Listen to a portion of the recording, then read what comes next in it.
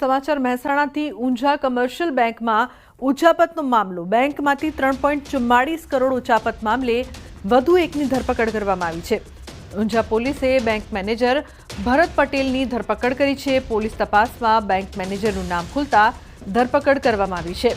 બેંકના હેડ કેશિયર સચિન પટેલે ઉચાપત કરી હતી। મેનેજર ભરત પટેલને 1 દિવસના રિમાન્ડ પર મોકલાયો છે। ઉચાપત કેસમાં હજુ પણ નામ ખુલવાની સંભાવના છે। ગીર સોમનાથ જિલ્લાનું વેરાવળ બંદર જે એક સમયે ધમધમતું બંદર હતું, ત્યારે હાલ માછીમારોની સ્થિતિ કપરી બની છે। અહીં 6000થી વધુ નાની મોટી બોટો છે અને મોટી સંખ્યામાં માછીમાર સમુદાય વસવાટ કરે છે। આ વર્ષે માછીમારોની સિઝન 15 દિવસ મોડી શરૂ થઈ અને બીજી તરફ દરિયામાં સાયક્લોનના કારણે હાલ માછીમારોને દરિયો ન ખેડવા સૂચના આપવામાં આવી છે। ઉપરાંત જે બોટો ફિશિંગ માટે ગઈ હતી તેને પણ પરત બોલાવવામાં આવી રહ્યા છે। આ માછીમારોને પડ્યા પર પાટું પડ્યું હોય તેવી સ્થિતિ સર્જાઈ છે, જેથી માછીમારો સરકાર પાસેથી વળતરની અપેક્ષા રાખી બેઠા છે। છેલ્લા 4-5 વર્ષથી એક તો દરિયામાં મચ્છી નથી મળતી, ઉત્પાદન ઓછું થઈ ગયું છે અને ડીઝલથી માંડી બધાના ભાવ વધી ગયા છે, પણ મચ્છીના ભાવ એ જ પોઝિશનમાં છે। અને જ્યારે મચ્છી વધુ આવે, બોટો વધારે આવે, ત્યારે એક્સપોર્ટરો દ્વારા એ બજારે ઓછી કરી લેવામાં આવે છે। અમારે જે ફિશિંગમાં જાય તો એક 4 થી 5 લાખ રૂપિયા ખર્ચો હોય છે અને અમારા જોખમે જ અમે મોકલતા હોય છે। અમે અમારા પ્રમાણે ખર્ચો કરી અને અમને મોકલ્યા અને જો માછલી આવે તો ઠીક છે, નહીંતર આવી રીતના સાયક્લોનમાં ફસાઈ જાય તો મોટા પાયે અમારે માછીમારને 5-5, 7-7 લાખ રૂપિયા દર બોટે નુકસાન થાય છે। છોટાઉદેપુરના નેશનલ હાઈવે નંબર 56 પર ભારજ નદી પરનું ઓલ સિઝન ડાયવર્ઝન ધોવાઈ જતા વાહનોને તેજગઢથી ડુંગરવાડ જાબુ ઘોડા તરફ ડાયવર્ઝન અપાયું હતું, પરંતુ ડુંગરવાડ ગામ પાસે ભારજ નદી પરના પુલ પર ગાબડું પડતા આ પુલ પણ હાલ જોખમી બન્યો છે। દ્રશ્યોમાં જોઈ શકાય છે કે આ પુલ કેટલો જોખમી છે। અહીંથી પસાર થતા લોકોને ભય સતાવી રહ્યો છે કે અહીં પણ ગંભીરાવાળી ન થાય તો સારું। બ્રિજના રોડ પર પડેલા ખાડામાં આરપાર જોઈ શકાય તેવું ગાબડું પડ્યું છે। આ બ્રિજ પરથી પસાર થવું જીવને જોખમમાં મૂકવા સમાન છે। આ ગાબડું થી ઘણા બધા મુસાફરોને વાહન વ્યવહારને ખૂબ જ મુશ્કેલી પડી છે અને આજુબાજુના વિદ્યાર્થી મિત્રો તેમજ આજુબાજુથી આવતા પબ્લિકને બહુ બધી મુશ્કેલી પડે છે।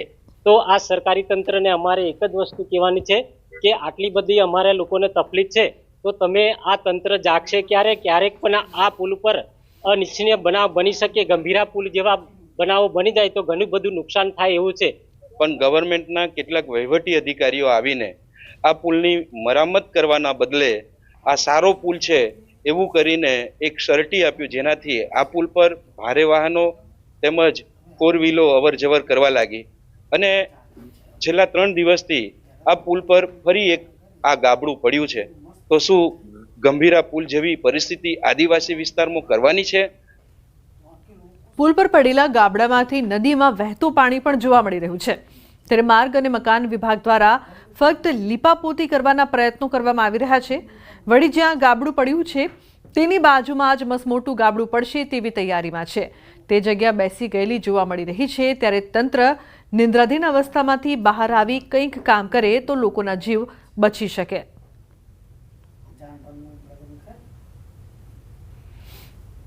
છોટાઉદેપુર જિલ્લામાં એક પછી એક બ્રિજ ડેમેજ થતા જાય છે।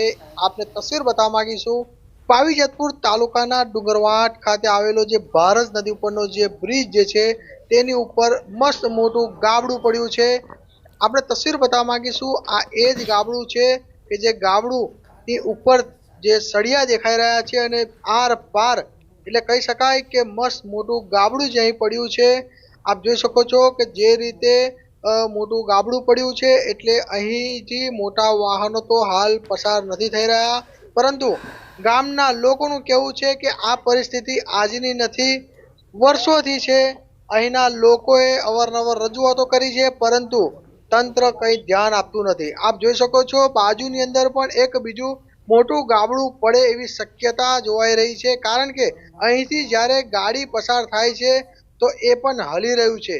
જે ડામર ઉપર મૂકવામાં આવ્યો છે એને લીપાપોતી કરવામાં આવી છે, એટલે ચોક્કસથી આ પણ ગાબડું ક્યારે પડે તેનું નક્કી નહીં કે પેરાફિટની અંદર તિરાડો પડી ચૂકી છે, સળિયા નીકળી ચૂકેલા છે, એટલે ચોક્કસથી જૂનો પુરાનો જે બ્રિજ જે છે તેને તાત્કાલિક મરામત કરવામાં આવે। આ જે બ્રિજ પર કોઈ મોટી હુનારત ના સર્જાય તે પહેલા તંત્ર જાગે તેવું આ વિસ્તારના લોકો માંગ કરે છે। બીજી તરફ છોટાઉદેપુરમાં ખાડા રાજથી વાહન ચાલકો ત્રાહિમામ પોકારી ઉઠ્યા છે।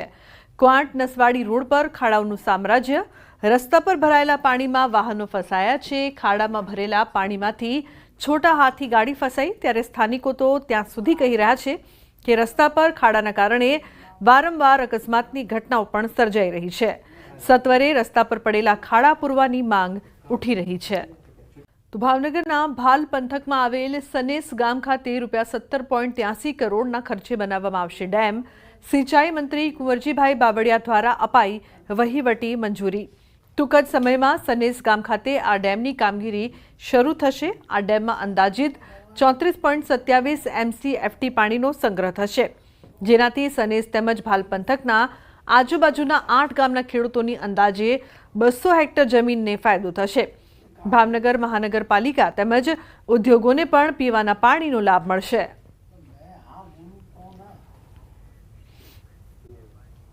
રાઘવના મુવાડામાં નવા કમાલપુર ગામનો લોકો ભારે મુશ્કેલીમાં મુકાયા છે। નવા કમાલપુર ગામના લોકો ચોમાસાની સિઝનમાં પાણીમાં મુસાફરી કરવા મજબૂર છે।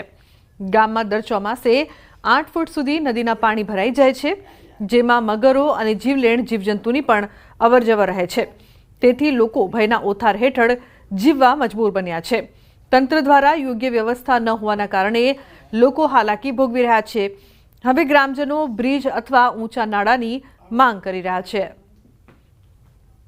5 વર્ષથી અમાર ચોમાસું આવે એટલે આ જ પરિસ્થિતિ, મય તલામ પડીને જવાનું ને આવવાનું, સાર કેવી રીતના લાવવાનું બંધ થઈ ગયા। અમે બધા નિશાળમાં જતા જ નહીં, પહેલા બીજા ધોરણ 12 સુધી તો આગનવાડા જવાનું, પછી 6 સુધી અહીં કમાલપુરમાં, પણ પેલી પાસથી આવે જ છે એમ છોકરાઓ બધો બંધ થઈ ગયા। તલાવ 2 થઈ ગયો, પછી પાછું મગરની બીક। દિવસમાં 4 વખત તો પાણીમાં ઉતરવું પડે છે। પાણીમાં અસંખ્ય મગર છે। અમારા બાપ દાદા જીવતા હતા એના એવી જ ગંભીર પરિસ્થિતિ અત્યારે અમારે છે। અમારી સરકારને એ જ માંગ છે, કાં તો પુલ ઊંચો બનાવે, કાં તો નાળું બનાવે।